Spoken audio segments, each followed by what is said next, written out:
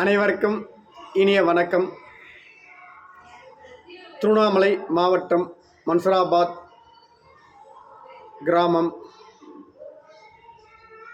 தவயோகி ஆழ்வார் சித்தர் சித்தயோகினி பீட மையத்திலிருந்து 2 ஆண்டுகளுக்கு பிறகு மீண்டும் 8வது நாள் நீர் மருத்துவ முறையை அடியேன் அருமையாக கடைபிடித்து ஆரோக்கியமாக இருக்கிறேன் என்பதை சொல்லக்கூடிய உன்னத ரகசிய புத்தகம் உணவில்லாமல் வாழும் யோக முறை கலை.